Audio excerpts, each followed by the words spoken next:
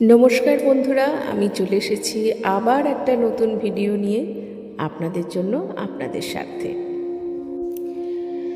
যদি আজ হঠাৎ করে কোনো খোঁজ না করেই, কোনো পরিকল্পনা ছাড়াই এই ভিডিওটি তোমার সামনে এসে থাকে, তবে একে কেবল সাধারণ ঘটনা ভেবে এড়িয়ে যেও না।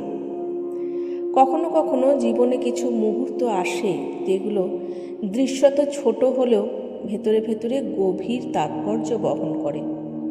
হয়তো এটাই সেই ইঙ্গিত যখন হনুমানজি নীরবে তোমার জীবনে নিজের উপস্থিতি জানান দিতে শুরু করেছেন।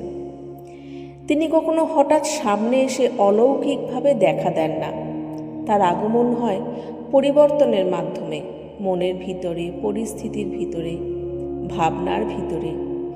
বিশেষ করে সেই মানুষদের জীবনে যারা বহুদিন ধরে কষ্টের ভেতর দিয়ে গিয়েও বিশ্বাস হারায়নি, যারা অন্ধকার সময়ও রাম নাম জপ করেছে, যারা ভেঙে পড়েও আবার উঠে দাঁড়িয়েছে, যারা দুঃখের মাঝেও বলেছে, প্রভু আমি তোমার উপর ভরসা রাখছি, সেই মানুষদের জীবনেই প্রথম কৃপা নেমে আসে। কৃপা তখনই আসে যখন ভক্তি নিঃস্বার্থ হয়, যখন মানুষ কেবল লাভের আশায় নয়, ভালোবাসা থেকে ঈশ্বরকে ডাকে, যখন দুঃখে থেকেও নাম জপ বন্ধ হয় না। যে ব্যক্তি দীর্ঘদিন ধরে সমস্যার ভেতরে থেকেও প্রার্থনা ছাড়েনি, তার ধৈর্যের পরীক্ষা একসময় শেষ হয়, আর সেই শেষের আগেই আসে সংকেত। এই সংকেতই প্রমাণ দেয় তোমার প্রার্থনা শোনা হয়েছে, তোমার কান্না অগ্রাহ্য হয়নি, তোমার বিশ্বাস বৃথা যায়নি। অন্তরের গভীর পরিবর্তন এই সংকেত সবচেয়ে সূক্ষ্ম কিন্তু সবচেয়ে শক্তিশালী। হঠাৎ করে দেখবে তোমার মন আগের মতন নেই। আগে যেখানে পুজো করতে আলসেমি লাগতো, এখন নিজে থেকেই মনে হবে একটু সময় বের করি। আগে যেখানে মনে হতো কাল থেকে করব, এখন মনে হবে আজই করি। অকারণে মন নাম জপ করতে চাইবে। কাজ করতে করতে, রাস্তায় হাঁটতে হাঁটতে, এমনকি ঘুমের আগেও মনে মনে জপ চলবে। ঠোঁটে ভেসে উঠবে জয় বজরংবলী, জয় হনুমান। হয়তো একদিন মনে হবে আজ যদি একটু হনুমান চালিসা শুনতে পারতাম, মনটা হালকা হয়ে যেত। এই পরিবর্তন কেবল অভ্যাসের নয়, এটা আত্মার টান। যেন এক অদৃশ্য শক্তি তোমাকে ঈশ্বরের দিকে টেনে নিচ্ছে। এই সময় ভয় ধীরে ধীরে কমে যায়, অকারণ দুশ্চিন্তা কমে, হৃদয় আসে এক অদ্ভুত শান্তি। বাইরে সমস্যা থাকতে পারে, কিন্তু ভিতরে এক আশ্বাস কাজ করবে, আমি একা নই, কেউ আছে যে আমাকে দেখছে, শুনছে, রক্ষা করছে। এটাই প্রথম প্রমাণ তোমার আত্মা জেগে উঠছে আর কৃপা কাজ শুরু করেছে। দ্বিতীয় সংকেত, আটকে থাকা দরজা খুলে যাওয়া। দীর্ঘদিন ধরে যে কাজগুলো হচ্ছিল না, হঠাৎ করে সেইগুলো এগোতে শুরু করবে। যে সম্পর্ক ভেঙে গিয়েছিল, সেখানে কথোপকথন শুরু হবে। যে চাকরির জন্য অপেক্ষা করছিলে, সেখানে খবর আসবে। যে অর্থনৈতিক সমস্যা ঘুম কেড়ে নিচ্ছিল, সেখানে ধীরে ধীরে স্বস্তি আসবে। হয়তো কোনো ফোন আসবে যা তোমার জীবনের মোড় ঘুরিয়ে দিতে পারে। হয়তো এমন একটি সুযোগ আসবে যা তুমি কল্পনাও করোনি। এগুলো একদিনে হবে না, কিন্তু একে একে সব হবে, একে একে পথ খুলবে। তুমি লক্ষ্য করবে আগে যেখানে প্রতিটি পদক্ষেপে বাধা আসতো, এখন সেখানেই কাজ সহজ হচ্ছে। এটা কেবল ভাগ্য নয়, এটা আশীর্বাদের প্রবাহ। যখন কৃপা কাজ করে, তখন অসম্ভব সম্ভব হয়ে ওঠে। হয়তো তোমার বহুদিনের স্বপ্ন পূরণ হবে, হয়তো নিজের ঘর, নিজের গাড়ি, নিজের স্থির জীবন সব ধীরে ধীরে বাস্তব হবে।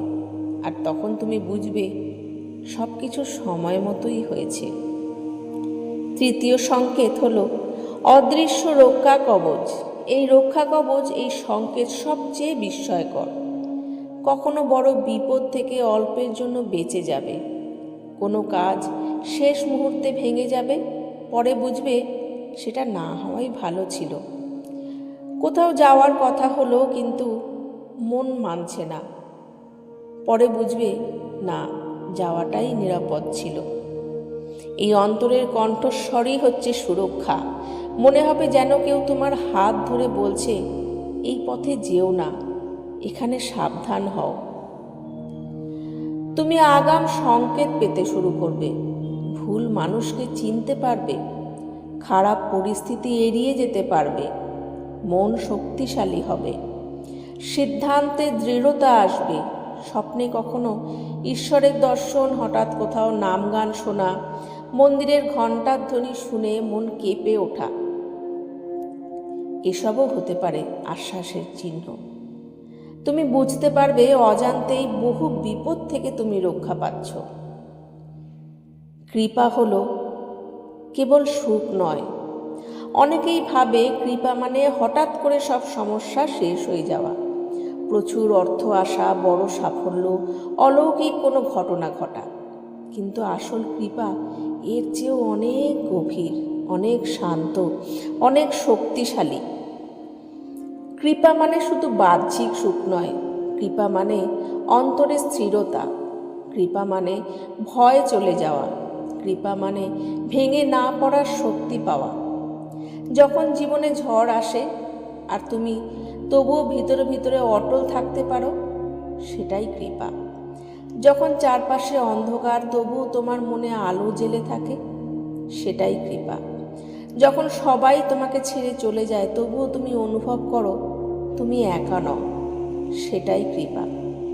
হনুমানজির কৃপা অনেক সময় বাহ্যিক জৌলুস দিয়ে নয়, ভেতরের শক্তি দিয়ে প্রকাশ পায়। তিনি ভক্তকে প্রথমে শক্ত করেন, তারপর পরিস্থিতি বদলান। কারণ দুর্বল মন নিয়ে বড় আশীর্বাদ টেকে না। তাই আগে মনকে শক্ত করা দরকার, দৃঢ় করা দরকার, তারপর জীবনে সমৃদ্ধি আসে। কৃপা মানে তুমি ভুল পথ থেকে ফিরে আসতে পারছো, খারাপ মানুষের থেকে দূরে থাকতে পারছো, রাগ, হিংসা, ভয় ধীরে ধীরে কমে যাচ্ছে। কৃপা মানে এমন এক বিশ্বাস যা সমস্যার মধ্যেও বলে সব ঠিক হয়ে যাবে। অনেক সময় কৃপা আমাদের ইচ্ছে মতো জিনিস দেয় না, কিন্তু যা আমাদের সত্যিই প্রয়োজন সেটাই দেয়। কখনো কোনো কাজ না হওয়াটাও কৃপা, কখনো কোনো সম্পর্ক ভেঙে যাওয়াটাও কৃপা। কারণ ভবিষ্যতের বড় বিপদ থেকে রক্ষা করাই হয়তো হনুমানজির উদ্দেশ্য। কৃপা মানে শুধু পাওয়া নয়, কৃপা মানে রক্ষা পাওয়া, কৃপা মানে শিক্ষা পাওয়া, কৃপা মানে নিজের ভেতরের আসল শক্তিকে নিজেই চিনে ফেলা। যখন তুমি দুঃখের মধ্যেও ঈশ্বরের নাম নিতে পারো, তখন বোঝা যায় কৃপা আছে। যখন ব্যর্থতার পরেও আবার উঠে দাঁড়াতে পারো, তখন বোঝা যায় কৃপা আছে।